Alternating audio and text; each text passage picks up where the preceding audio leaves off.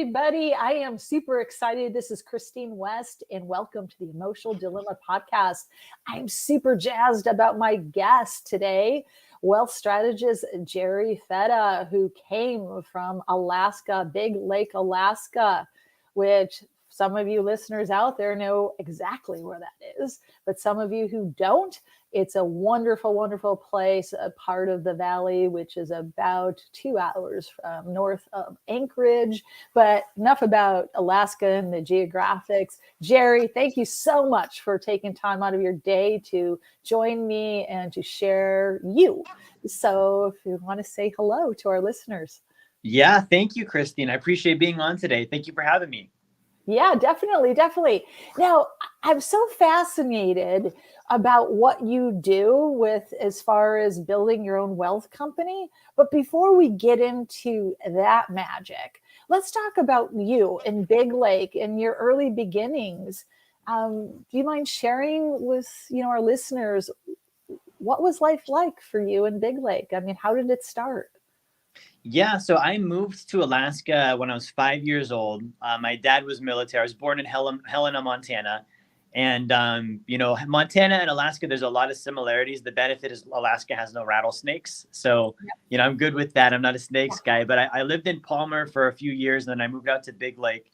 And for me, I grew up definitely in a lower income family. My mom and dad were divorced. So I had to spend time with my dad every other weekend, and I'd see my mom, during the week. And so I kind of had a normal childhood. I went to public school, Houston High School, Houston Middle School.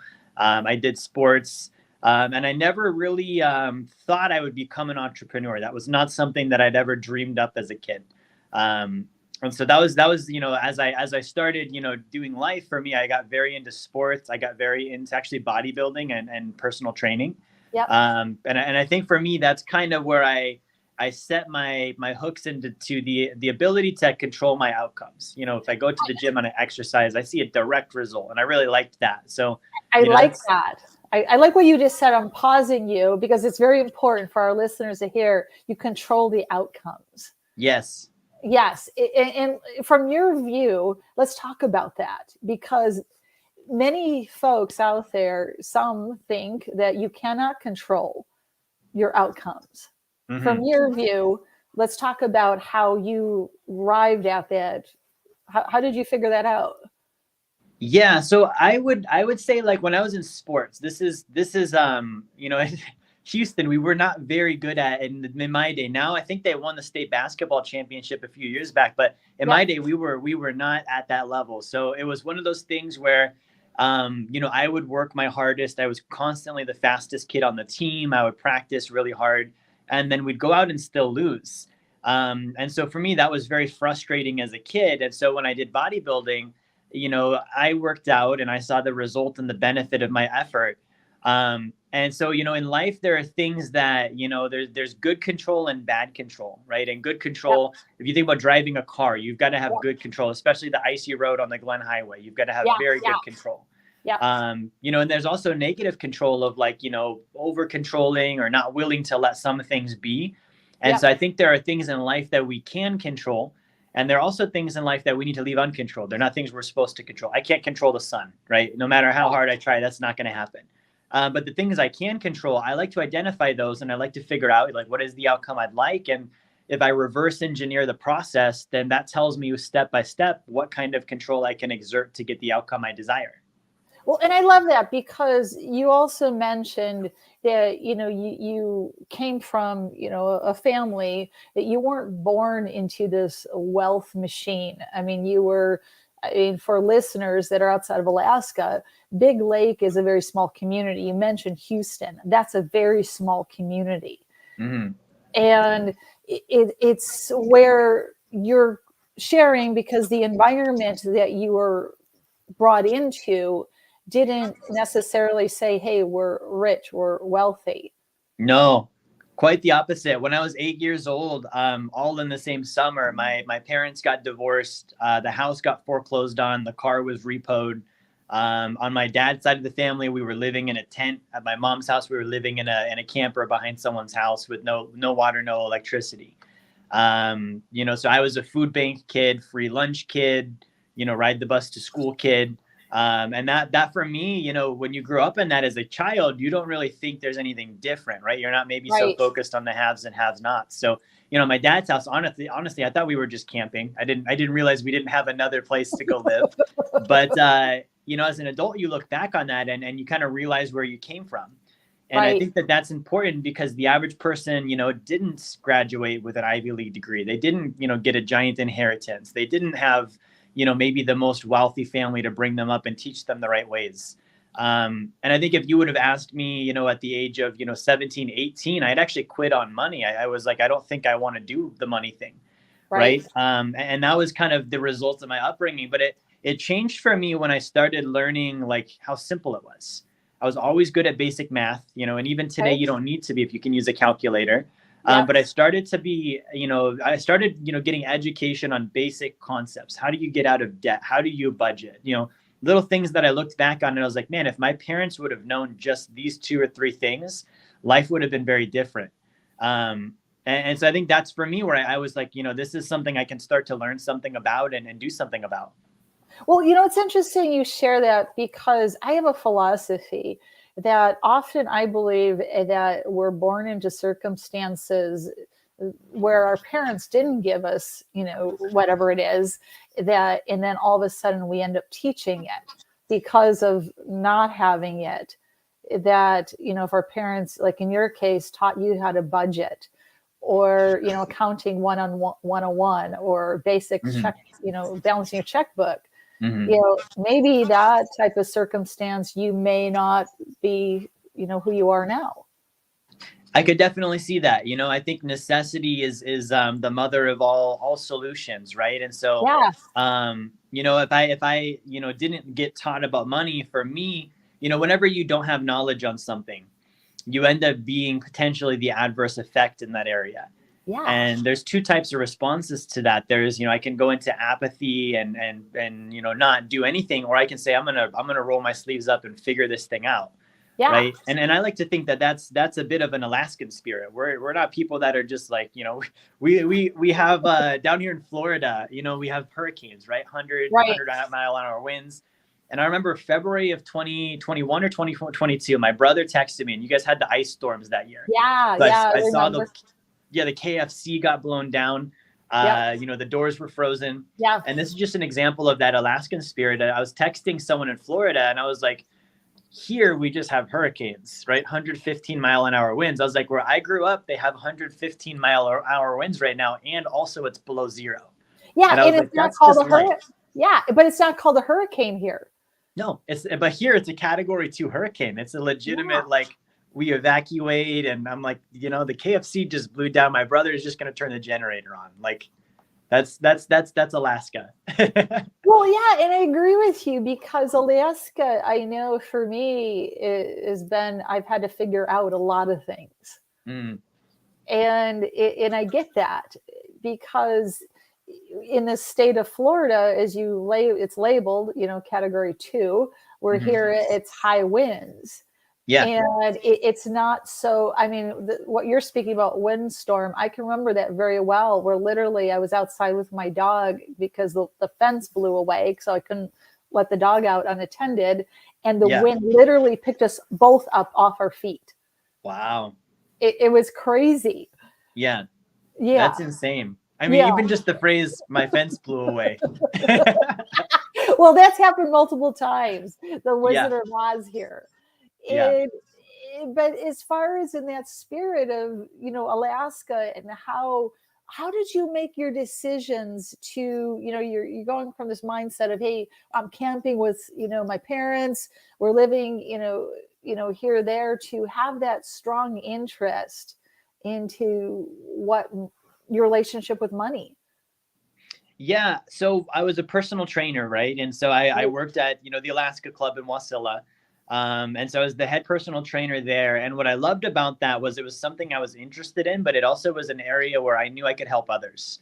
Okay. I could help people with their fitness. I could help people with, for me, I really viewed that as almost like preventative healthcare. If you're exercising and dieting and taking care of your body, you're going to be a lot healthier and not need to go to the doctor. And so that was, for me, a very strong purpose. And so when I had the opportunity to sit down and start learning about finances, I saw some similarities, right? And there's a lot of, with personal finances, if you look at the word economy, Yep. the root of where that word came from, today we treat it as something totally different. We think about the stock market and the housing market. It's kind of this generalized thing. Well, the root of that word economy actually means the individual household. And Ooh. that's something we have a lot of control over is, okay, regardless of everything else, what goes on with my household? And same thing with fitness, where it's like, regardless of anything else, did I go to the gym today? Did I pay attention to what I ate? Did I pay attention to the vitamins I took and the water I drank? And so I saw an element of that with personal finances where I was like, I'm in control of my income. I'm in control of my expenses. I'm in control of how much money I choose to save and where I choose to put it.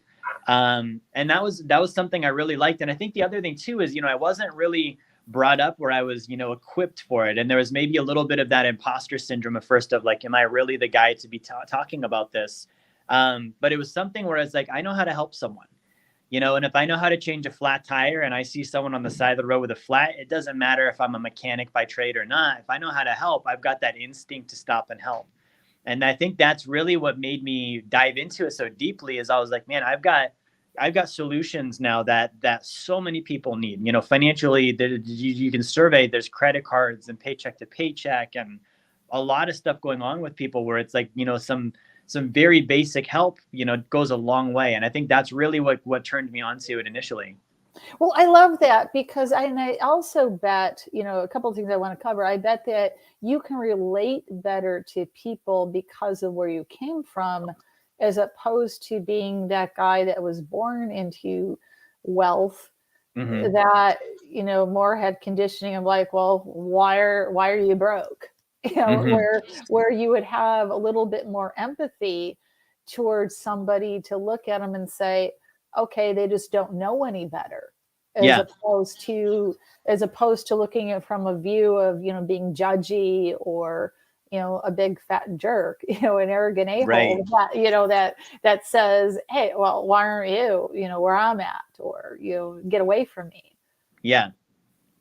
I think that's for sure an element. And, having that familiarity is important because, even the wealthy people that I talked to, where I just met with a client today that we helped doing some real estate investing. And they're like, we started with $50 in our pocket.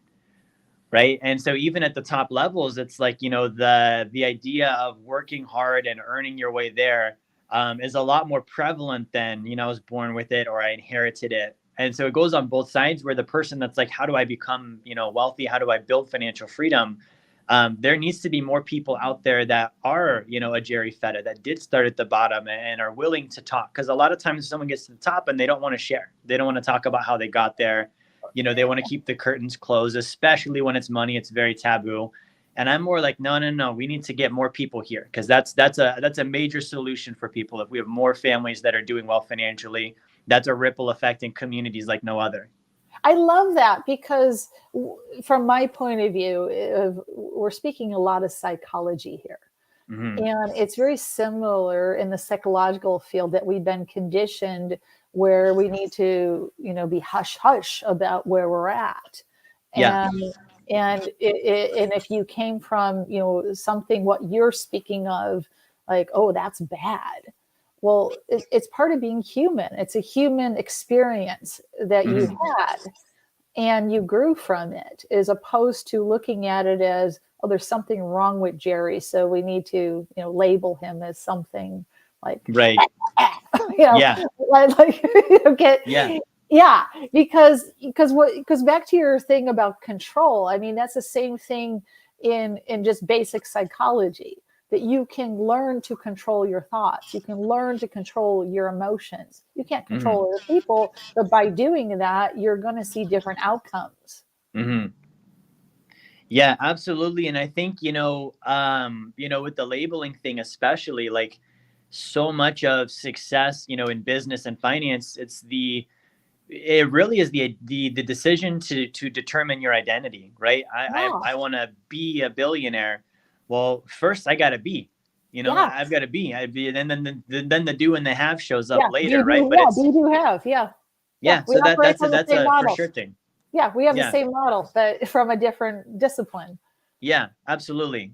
Yeah, it's something, it's intriguing because like from your finance perspective, it's when you're being in that identity, it's far more about, okay, who do you really need to be? Because otherwise somebody that, like in your case, say a billionaire, would you really be spending your time on this? Mm-hmm. Or Yeah. arguing about that? Or would this be Yeah. your worry? Or would this be something that keeps you up at night? Mm-hmm. It becomes more logical. It does. It does. And the thing I love about it too is the way, for me, the way that I change state of being is a lot of times through personal development and education and getting better.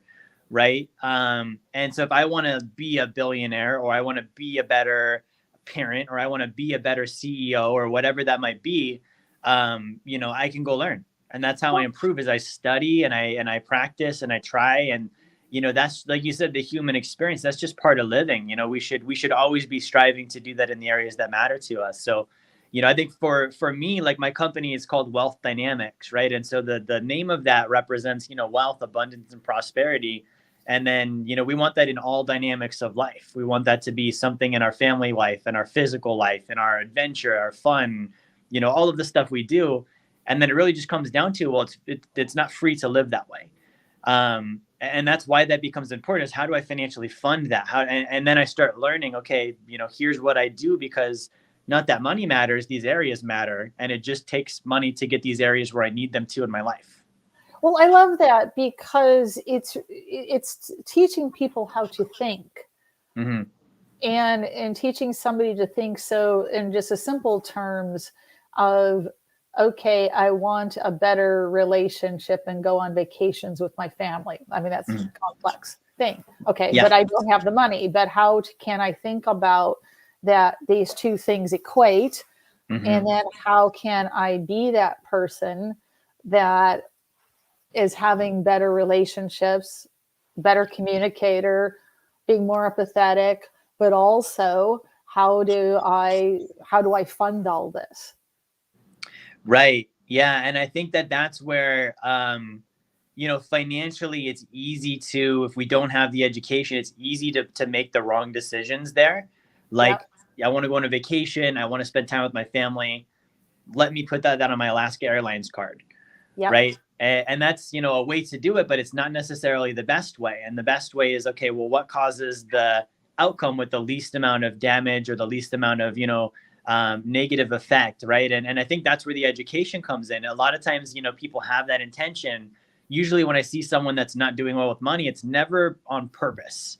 Right. It's never, I'm going to purposefully earn less than I spend, or it's never, I'm going to purposefully rack up the credit cards, or I'm going to purposefully not make my car payment. It usually is a good intention, and there's just not the right knowledge yet. And so when we have those money mistakes, like you said, it's like, I've done them all. You name it, I've done it. It is just part of it. It's like, okay, cool. Well, let's not keep trying, or let's not stop trying. Let's continue trying, but let's now go learn and take that experience that maybe beat us up a little bit. We skinned our knees. Let's get up and figure out, what can we learn from that? How do we go back now and improve? Well, and with what's the spirit of what you're sharing, it's similar to, the mindset of looking at it, of learning not to beat oneself up because you racked up the credit cards. Okay, this is where you're at. Mm-hmm. So now how do you solve the problem? I mean, there's many different avenues to solve it, but and I'm not going to advise somebody how to solve it, but there's something that it's looking at all options. Right. Yeah. And the not beating yourself up part is big, because the damage is already done. Don't add to it. Yeah. Yeah. Well, it's with a lot of things. It's I think, and that's why I'm fascinated with learning more about money, because there's so much psychology in it. Yeah. And so much about, if one person decides, hey, I'm a loser because I racked up the credit cards, or I missed paying something. I mean, I'm just throwing this out there. Maybe the person is just so overwhelmed by juggling too much that they do need to start prioritizing, hey, I'm going to learn how to pay things on time, and I'm going to get rid of my distractions. Right. Yeah. And it starts with those basics. I remember for me, I had, when I first started my business, I had to prioritize between, the gym and the business. I loved working at the gym. That's something I could have made a career out of, but I also knew that was going to take a lot of focus and energy. And if I was going to build a business, I didn't have at the time, the bandwidth to do both of them. I was like, I need to have something that, pays the bills until my company is up and running, but it needs to be something that doesn't require a lot out of me in addition to being there. Right. So I actually dropped that and I did pizza delivery, and I did that for several years. And that was something where, I could go earn income and I could listen to podcasts and I could listen to audiobooks and do all this while I drove. And it helped me. I was able to keep a stable income, but it helped me learn and become a better business owner. And then I could take what I was learning and go apply that, when I was working now in the business. What you're sharing, I feel, and I want to hit this point home because it's super important, is some people would look at a pizza delivery person as like, oh my God, that's the bottom of the barrel. But because of what you just said, and this is important for those who, want to be an entrepreneur or are entrepreneurs, is that looking at the strategy behind the means of why you're doing it, because you needed something that wasn't going to, be, it was kind of mindless as long as you were able to drive from point A to point B, get the, the order hot and to the right address without it being taking a lot of your energy. And was part of your strategic plan. Yeah, it absolutely was. And, there definitely were days I didn't want to be there. Right. There were days where I was like, when you're in pizza delivery, when you're 18, it's like, okay. But when you're, in your 40s, that's where you're like, okay, this is really maybe not where I want to be in life. And so, that was something where I was like, I'm 18, 19. Will this turn into a 20-year deal? Like, I don't want to be doing this forever. So that also created some necessity for me to work harder in my business because I didn't want to keep that job. Right. And, I think that's part of the entrepreneur thing is there's a lot of, if you can handle it mentally, where you can take something that maybe is a negative and use it as reinforcement instead. This is something where being a pizza driver for the next 20 years would suck. I agree with that. But instead of fixating on it, I'm going to use that as motivation to really do well in my business. And you'll have that all the time, whether that's, the tax bill or payroll or somebody quit or whatever naturally will come up in business. The law of if it can go wrong, it will, proves to be true a lot of the time. And so those are all things that you can use as reinforcement on just continuing to move forward. And it creates a lot of urgency if you do that in a correct way. Yeah, and it's interesting because listening to that, and I respect that because I have a lot of the same type of thinking and the essence of understanding, being aware of why you're doing something instead of just doing it in a mindless way. Because what you said was, even though you loved working out and there was a lot of value, but you put a higher priority on creating your business, which you knew you needed the energy for, but at the same time, you're being realistic that you had bills to pay. Yeah. So how can you do that? And so I think often that, people get stuck in these self-judgments or these embarrassments of being like, oh, well, I'm delivering pizza, I'm doing DoorDash, under today's, terms of, whatever it is, because, and it doesn't really matter to, if you get I look at it, if you get your validation from internal as opposed to external, you're going to excel with why you're doing it, because you're not worried about the outside world being like, hey, Jerry, why are you a pizza delivery man now? Yeah. And I would say to add to that, that's a really good point, Christine. To add to that, I think, the idea of being financially independent where you have wealth, you don't have the obligation of trading time for money anymore. Some people might call it FU money, whatever you call that is. Yeah. What that really is freedom. Yeah. Right. I don't want to have to worry about what other people think of me. I want to beat, my own drum, and I want to do life the way I want to do it. And so on a large scale, if I'm trying to achieve that, I'm not going to get there by doing things based on what other people think. If my goal Yeah. is to live a life where what other people think doesn't impact me, or what other people do doesn't impact me, I can't achieve that by doing the opposite. And so I can start small with that. About, I don't care what anyone thinks about my pizza job. I can tell you what, I had a client on my financial business. This was when I was doing pizza. Yeah. Wednesday night, I meet with them, talk about finances. Friday night, I show up at their door with pizza. And I was embarrassed as hell. I'll tell you that, right? And they were great. They didn't say anything. They didn't care. But in my own mind, I had that like, oh no, like what if these people think I'm a pizza guy? And it's like, well, Yeah. you are a pizza guy. Like that right now, you are a pizza guy. That's the reality of the situation, Jerry. Yeah. So, don't be ashamed of what you're doing. But if I want to build this business and this wealth, I can start right with that. I don't care what anyone thinks about me doing pizza. And a lot of the stuff, when you're trying to achieve success in business, it is like, whether you like the thing or not, if it's the means to the end, it just needs to be done.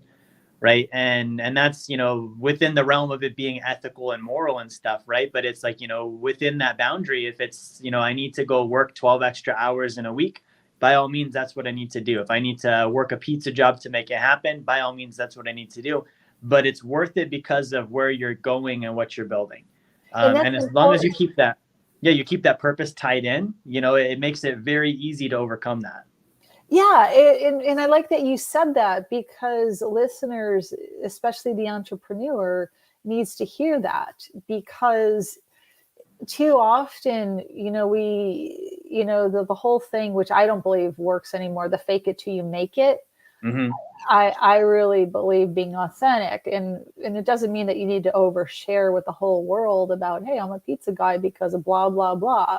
It's Mm-hmm. more of knowing within yourself, this is my strategic plan, Yeah. and this is what I know what I'm doing. Mm-hmm. Yeah.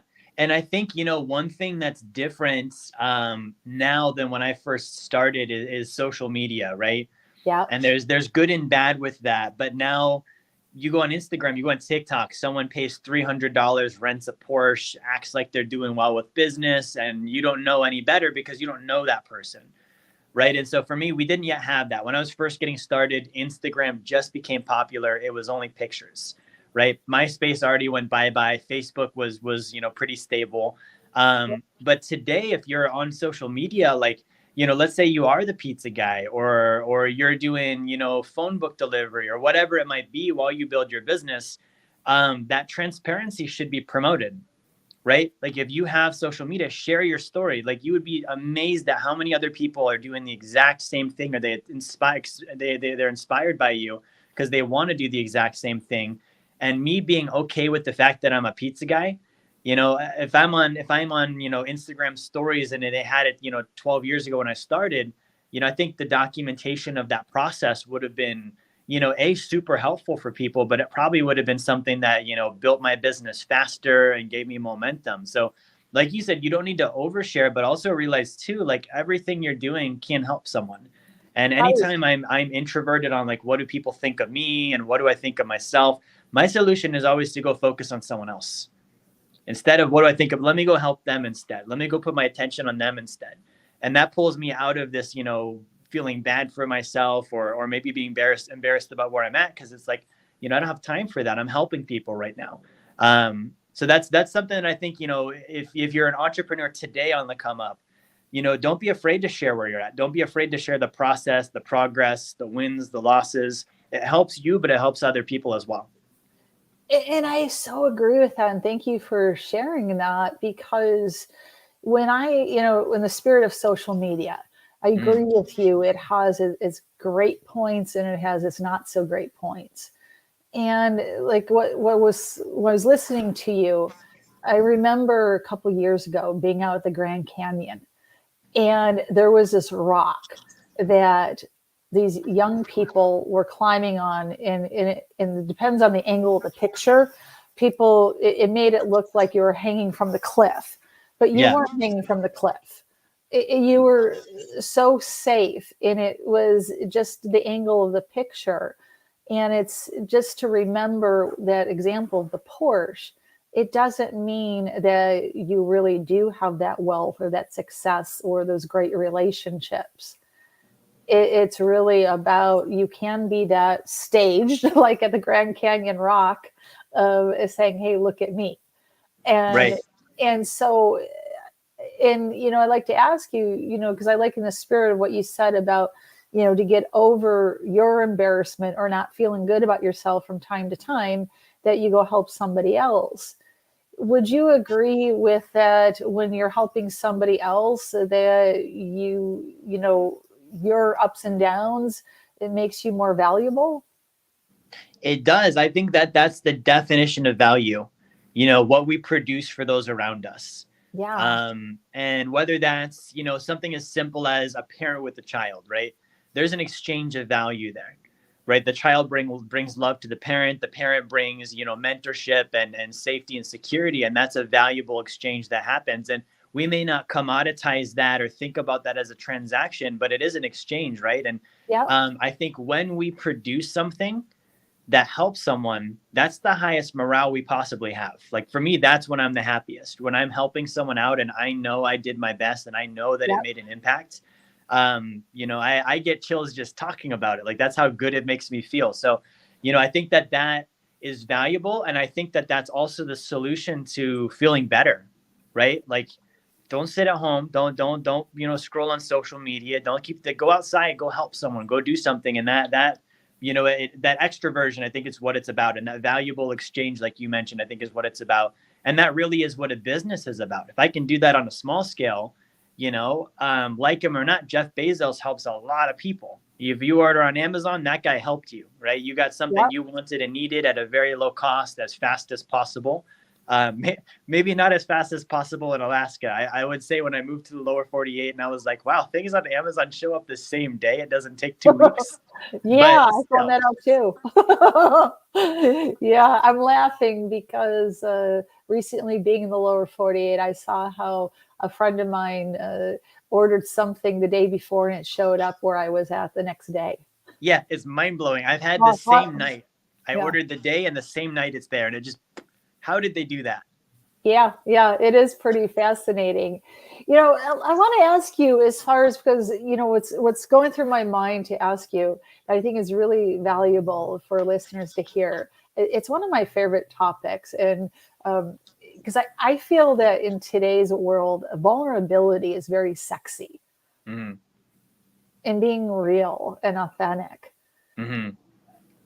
And from that perspective, I think that whether, it doesn't matter what the business is, Right. being able to make that connection and where people feel that, being able to say to somebody, listen, I know that you're afraid that you're going to lose your house. I know what it's like to be a camper.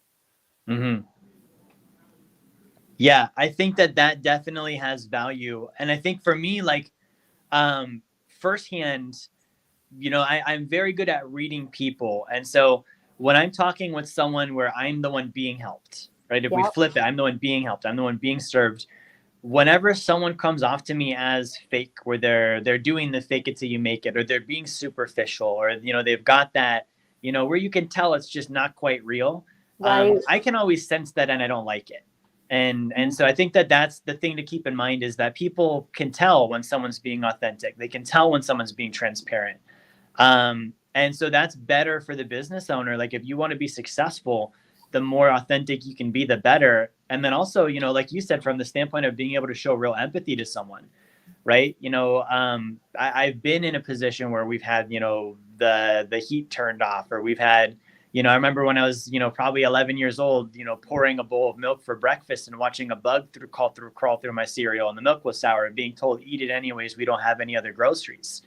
Those are the kind of things that I grew up with. So I think, when you have that, if you're willing to share it, and I get that not everyone is, some of us have our scars that we're not ready to talk about yet, but I think that the scars are the story.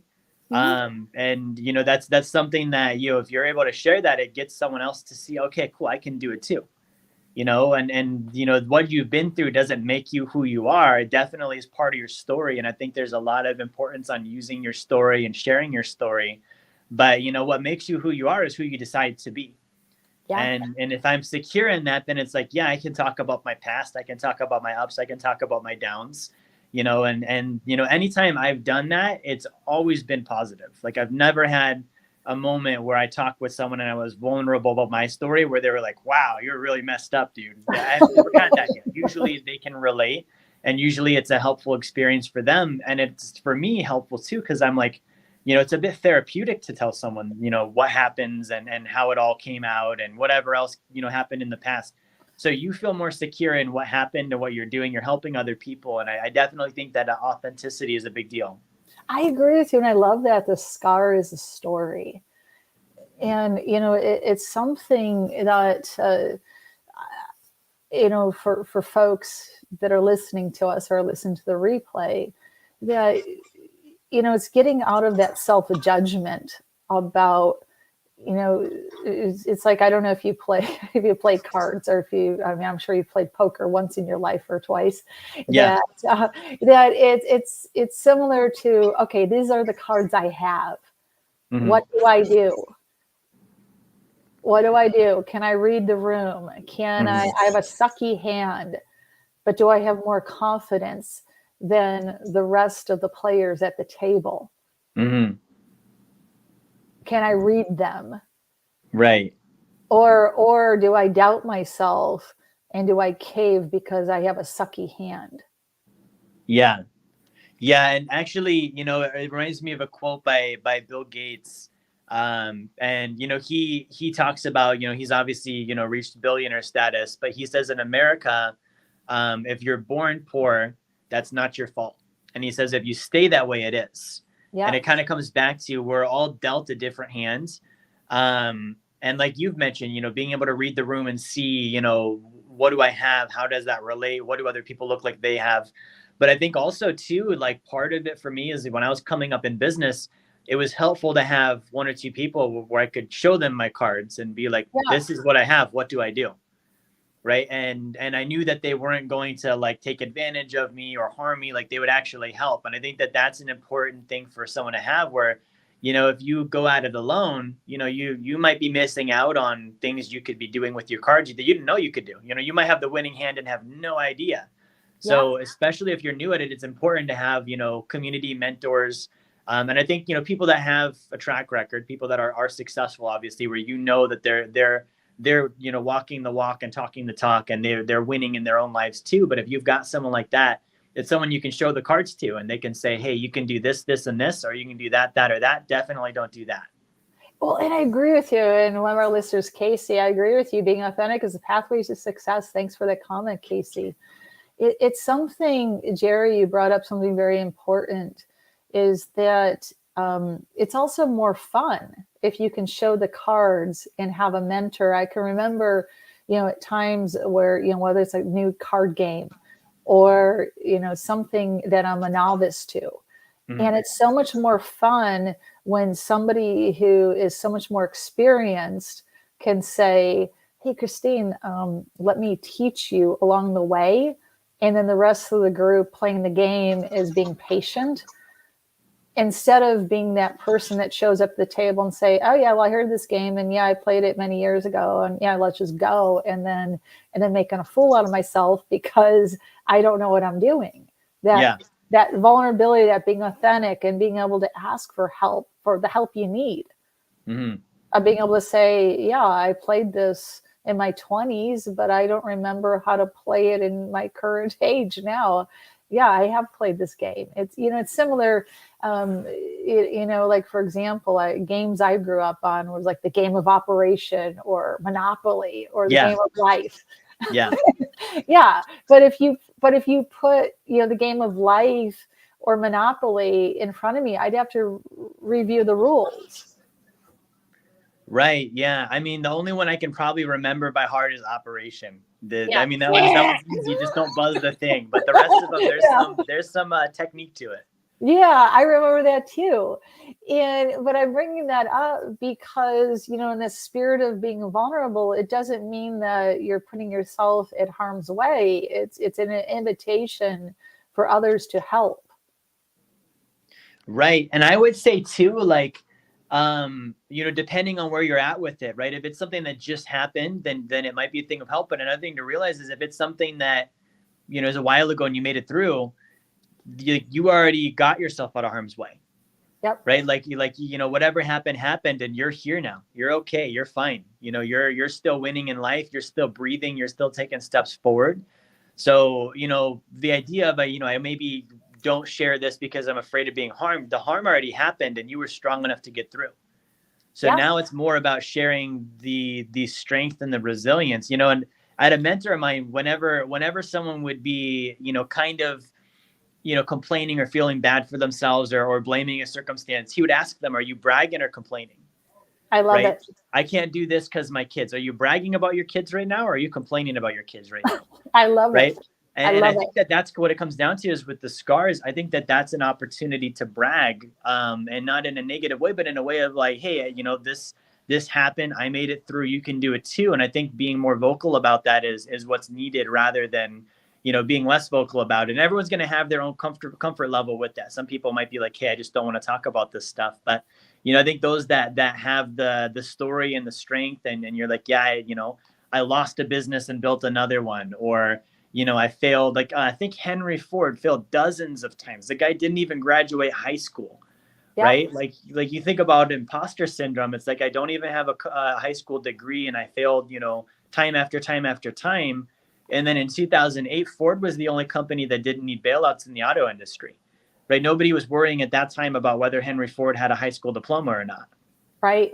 And I love that because you bring up a couple points that's super important, is we live in this world where, are you certified in this? What are your degrees in this?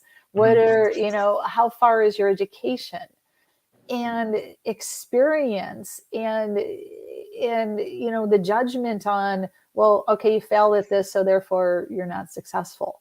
Mm-hmm. There's such an education in the things that didn't work out. Yeah. I think learning for me, my best learning has come from failure. Yeah. And when you associate dollar signs with that failure, I had a mentor of mine in my early 20s. And he told me, anytime you make a mistake in business that costs you money, I want you to think about how much that money was. And I want you to consider that that's your tuition. You've already paid tuition. Now you need to go figure out what you paid tuition for. What education are you going to get out of the tuition you just paid? And you better make it worth the tuition so that you can say, I lost this, but I got this out of it. And what I got is more valuable than what I lost. And in that way, you never lose because you're gaining every time. That's beautiful, because this is all mindset and how to reframe. And, something about a point I like to, make about when you're saying about, are you complaining or bragging? It's very important to be aware of how are we connecting with people. Are we connecting our woes or our joys? Mm-hmm. So are we looking to complain about, hey, our kids did blah, blah, blah, blah, or the news said blah, blah, blah, blah. Or are we connecting with people about, hey, you know what? You know how creative my kid is that he came up with doing this at school? He saw things this way. I never saw it that way. Yeah. There's certainly always positive you can find. And if we're honest, like nobody likes to be around the person that's always negative. Like if you're always sharing negative, it's like it gets old fast, right? And especially as an entrepreneur, like those that are at the top, they get there, primarily on mindset and execution, right? And the rest of it, you fill in whatever it needs to be. Go learn about this, because of mindset and execution, I can, or go do this, or go sell that, or go market this. It's mindset and execution. So at the very top, you'll see people that they're positive. They look for the best, and they certainly don't ignore the negative, but like, if it's negative, handle it. You don't need to go tell everyone. Right. And I think that's, something where if I'm aspiring, and I don't think I had that early on, when you grow up poor and stuff, like you tend to dwell on some negative and you kind of have to work your way out of that. But as I started, spending time with actual wealthy people, and I saw how positive they were, how grateful they were, how helpful they were, The myth of the rich asshole, I realize, is kind of a myth. It's not something that I've seen often. Most of them are very good people, and they have very good mindsets and very good levels of positivity and energy. I love that. And that's so true, because I've been surrounded by some very, very wealthy people, and they definitely were good people. I mean, there's a-holes everywhere, but Yeah.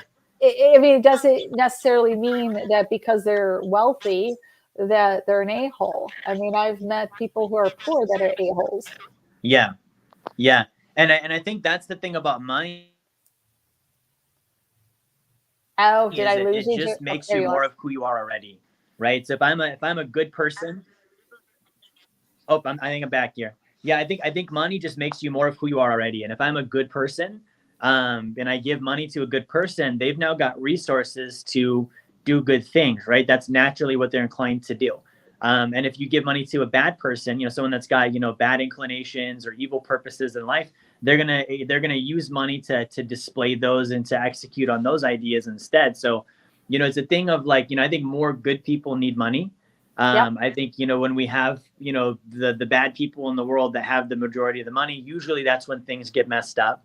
Yep. And that's part of it is, be that good person first.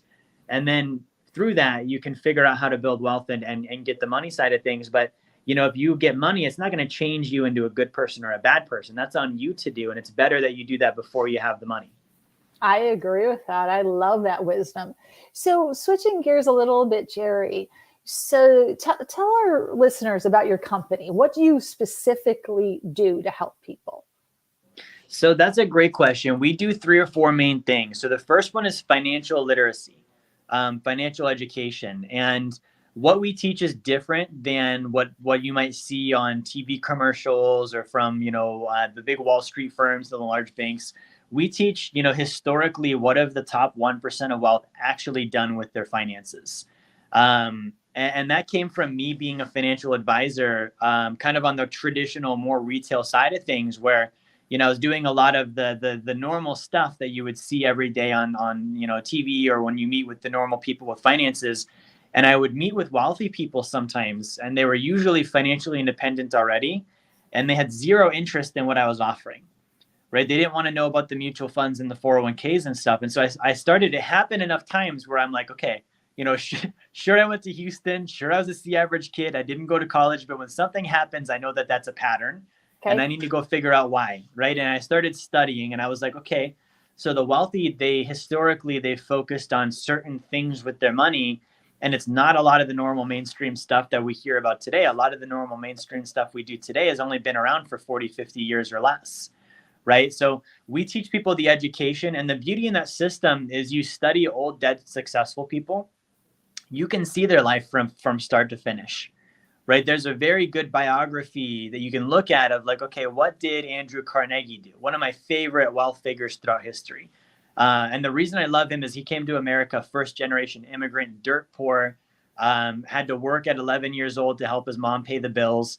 And he actually set the goal to be the wealthiest man in America and then give it all away and die penniless. And he actually did that. And I think that that's just incredible. So the education side is what we teach first. We teach people how to understand money. How do you learn about what is it in the first place? Right? It's not green pieces of paper. Like, what is money actually? And then how do we get more of it? How do we save it? Where do we save it? How do taxes work? All this basic stuff we should have learned in school and didn't. Right? And then from there, the other thing we teach is solvency. Right? How do I build financial solvency? And solvency is, having that layer of financial stability that allows me to then take steps forward. You can't walk up stairs that are going to fall in. And so you've got to build that with your finances, where you earn more than you spend. You're on a forced savings plan. You don't have a bunch of consumer debt. You've got reserves. You're properly protected. You're credit worthy. All these basics. And then from there, one of my favorite things we teach people is we teach people how to take control of their finances back, and become their own banking system. And that's something that, if you look around the world today, the banking system is in a very interesting position. If you Yep. look at Silicon Valley Bank and Signature, and, I talked with someone in Austria maybe 2 weeks ago, and she said, Deutsche Bank is about to go down. No one's talking about it, but that's the one that's going to happen next. And so really, if you look at a lot of the things that people lose wealth on, it's financial institutions like banks and Wall Street, doing things that aren't smart, doing things that aren't ethical, doing things that they wouldn't do with their own money, but they're doing it to our money. And that's, for me, a passion of helping people take control and become their own banking system and not have that happen to them anymore. I love that. I love that. So this is different, and I love it different because it has my attention and I'm intrigued. So I'm sure others are intrigued like me. So do you do workshops? Do you do, how do people get to learn more? I mean, obviously this is different, and it's a belief system shift. It's a mindset shift. For sure. Yeah. So we're very big on education. So for example, every Saturday at 1 p.m., and I've been doing this every weekend for probably 5 years now, we do a free 1-hour workshop. And that's every Saturday at 1 p.m. Eastern time, where we teach some of the basics about what we help clients with on finances, right? And we do very thorough education on some principles and concepts that are, like you said, it's a paradigm shift. Yeah. Right. And an example of this would be, the average person, let's say they had $25,000 in their savings account at 4%. Mm-hmm. Right. And let's say that I have that with you and you're my banker. And I say, Christine, I'm going to put $25,000 in, you've got this magical bank account paying me 4%. I'm excited about that. But next week I come in and I say, Christine, I'm going to buy a car and it's $25,000. Right. And I was taught pay cash. I want to pay cash for the car. So I say, Christine, I'm going to pull my money out of the bank account. Sure, I won't earn 4% anymore, but I'll pay cash for a car. I won't have a payment. And you say, okay, Jerry, what I'd rather have you do is I'd rather have you leave the money there. I'm going to give you a loan for $25,000. It's going to be for 60 months and I'm going to charge you 6%. Now, the average person would look at this because of the way we're taught with finances. And we say, well, no, 6 is more than 4. I don't want to pay 6% interest. I'm okay not earning the 4% so I can avoid paying 6. I'm going to pull my money out and I'm going to put that in. I'm going to buy the car with it. Well, what did I just do? In 5 years, the car is going to be worth about half of what I paid for it. Yep. So I took $25,000 and turned it into $12,500. And 6%, I actually have money in the 6% loan. The total on that loan over 60 months is only going to be like $29,000. If I leave my $25K in the bank account at 4%, it's going to grow to over $30,000. So if I would have left the money in the bank and instead did the car loan with you, I would have made $1,500 in profit, because my money in the bank is growing off of a rising balance. That's called compounding interest. My money on the loan, the interest is being calculated off of a decreasing balance, right? That's called amortization. And so that's a very kind of an example of how we help people initially with that educational paradigm shift of it might initially look cool, but you look at the math and you're like, okay, no, the math doesn't make sense on this. I need to do the thing that makes the most sense with the math.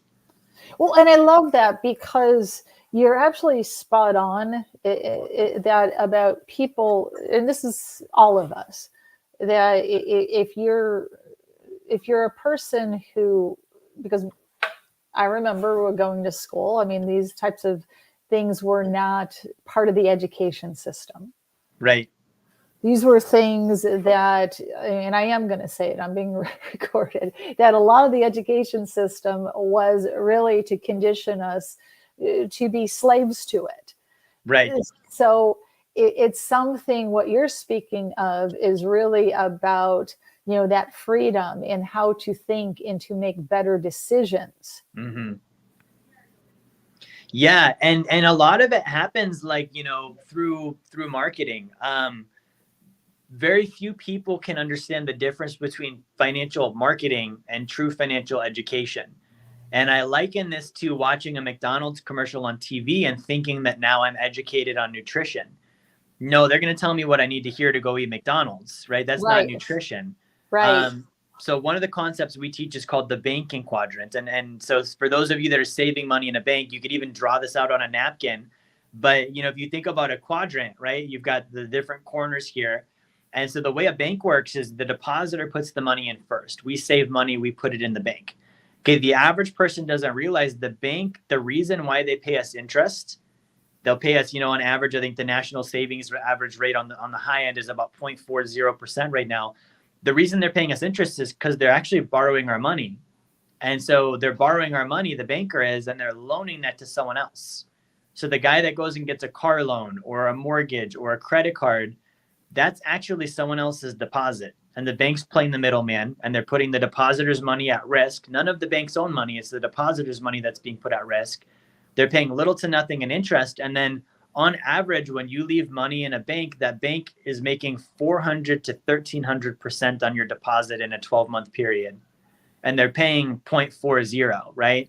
And so that's, again, I look at this and I'm like, okay, well, how do I do that with my own money? Like if I were just to cut the bank out, how do I be the bank, right? And that's what we teach people is, well, what if you could deposit money in, you could borrow against your own deposit, you could loan that out to yourself or others, make smart financial decisions, and have your own banking system paid back rather than the banks profiting on that. What if we could profit on that? And that's, I like that one because almost everyone uses the bank. It's the first place our money goes after we get paid.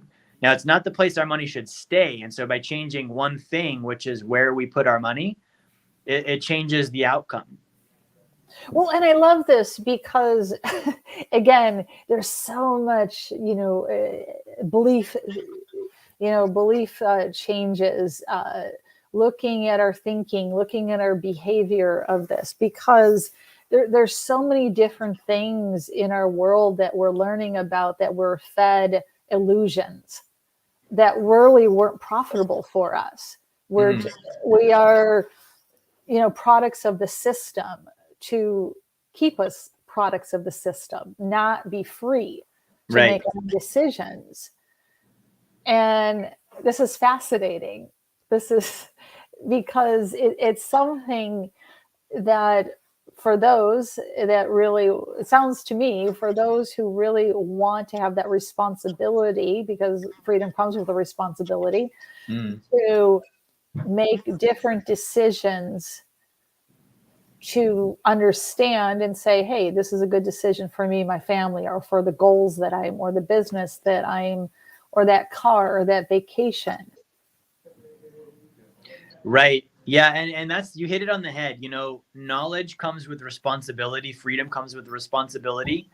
So anytime, whether it's business or finance, anytime I'm being told to lessen my responsibility, that it's okay not to know about money, it's okay not to learn about business, it's okay not to know how nutrition works. For me, that's always a red flag, right? I want more responsibility because more responsibility means I have more control, and more control means more freedom. So that's with the financial world, all over the place. Like, we're being taught, give your money to someone and let them have it for the next 40 years. And hopefully they do the right things and do a good job.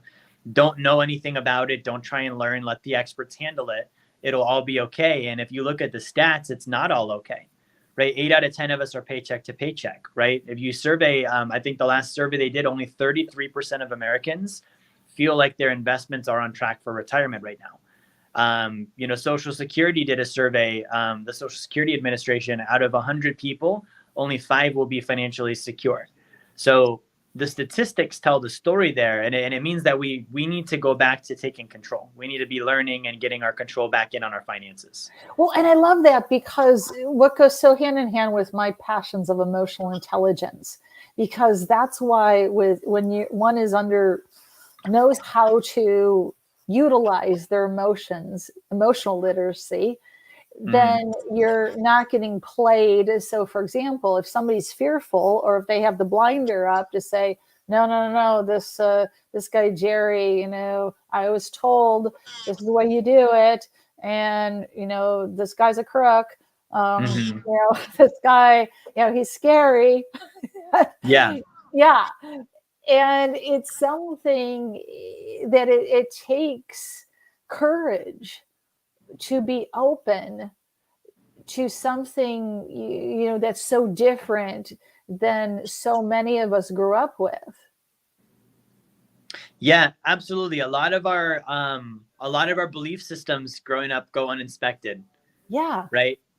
We don't know whether they're true. We don't know where they came from. And that's an exercise and a drill that I like to do with myself, is when I hear something, I like to track it to its source. Where'd that come from? Yep.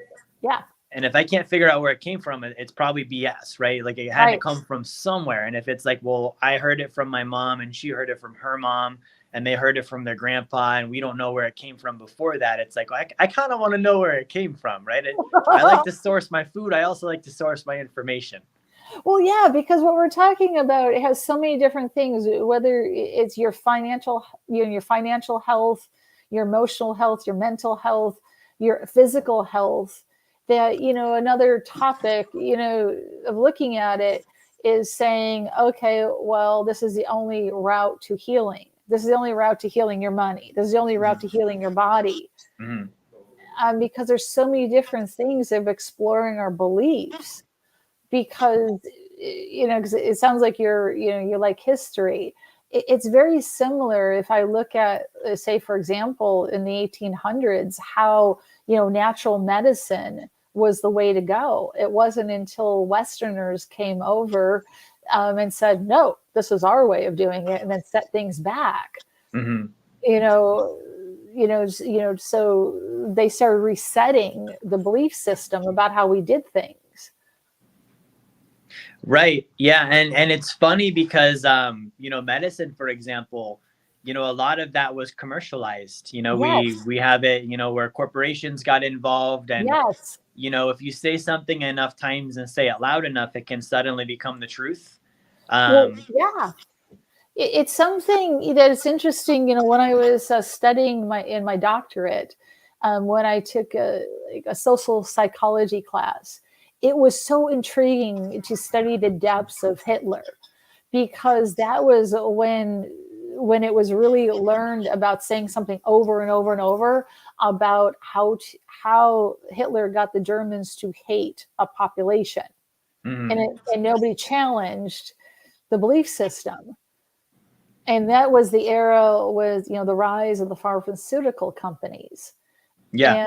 And so, and we can go on and on and on, but just for the point, hitting the point home, whether it's the financial literacy about how we grew up, or how medicine, about how we take care of our bodies, it doesn't matter.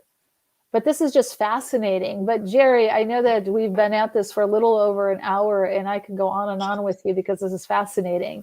But for our listeners, how do they, take part in these 1 hour workshops? So is this something that's going on tomorrow, or are you skipping the holiday weekend, or is the next one in June? What's happening? Yeah, we have one tomorrow. So the link for this is going to be course.wealthdynamics.com, and I'm going to type this in the chat just so you just have it here. Perfect. So it's course.wealthdynamics.com, and we still will be on this tomorrow. So that's in the chat there. And then the other thing we're doing is we're doing a boot camp on June 3rd from 1 to 7 p.m. And that's called the Arena Boot Camp. It's based on Teddy Roosevelt's speech about the man in the arena. And so we've got, 6 really good speakers lined up, world-class speakers. I want to get this as many people as we can. So anyone that's listening to the show, if you email jerry@wealthdynamics.com, I will give you a free ticket to attend that boot camp for listening to Christine's show today. Perfect. I can't wait to attend. This is very intriguing. I love this, Jerry. This is good stuff. I'm just fascinated because you're doing something different, and different is very attractive to a gal like me. Awesome. This is cool. awesome. Well, I look forward to seeing you there. Yeah, I will definitely make sure that this link is put out as I share the podcast. But I love this, Jerry. Thank you so much. And any final words for listeners before I end the live version of us? I would say just on the note of the arena, since we just talked about my man Teddy there, the cliff notes of that speech, he talks about how life is not about the critic, right? It's not about the person who points out when you fumble, when you mess up, when you make mistakes, when you fail. And he says life is about the man who's in the arena that's giving, man or woman, the best effort. You're striving valiantly, you're overcoming barriers, you're dealing with the critics, and whether you win or whether you don't, if you don't win, at least you're stronger and you learned and you spent yourself in a valiant effort. And if you do win, all the better, right? But that's life. And I think that would be my final words is go play hard in your arena. Don't worry about the failures. Don't worry about the stuff. That's all part of the game, right? Focus on, continuing to strive every day. I love it. I love it. I love it so much, Jerry. And thank you so much for being who you are and growing through all your challenges to do the wonderful things you're doing out in the world. And thank you. And I'm going to end the broadcast and meet you backstage. Okay. Thank you so much. Bye bye, everyone.